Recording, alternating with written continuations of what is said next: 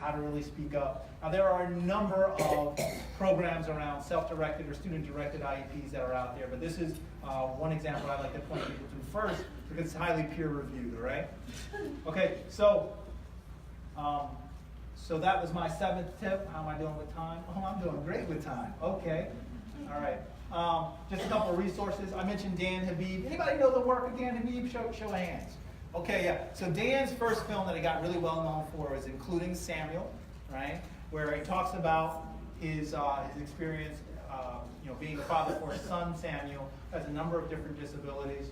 But his most recent film is a film called Intelligent Lives, right?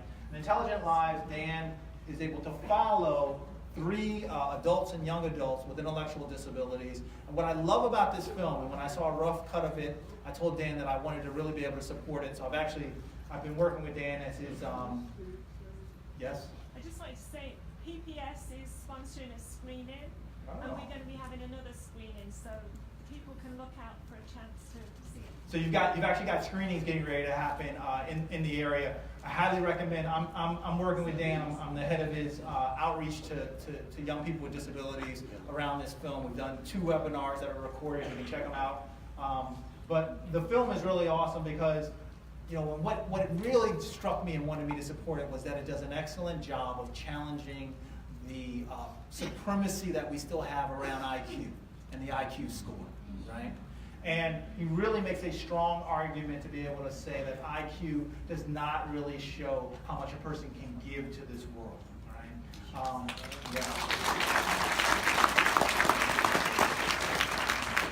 And it also hit me because I have a learning disability, right? And I can tell you that one of the things that, when I first started understanding what it meant to have a learning disability, they always tell you it's someone who has average to above average intelligence.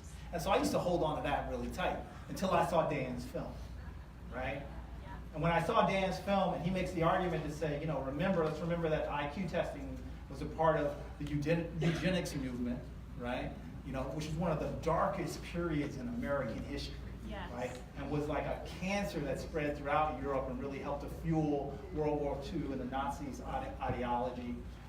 It really, made me really question how much I really held on to IQ. So I would recommend, while there are these screenings in your area, check them out. 5 minutes, I got you. I'm gonna finish on time, okay? I don't get extra time? It's not an accommodation?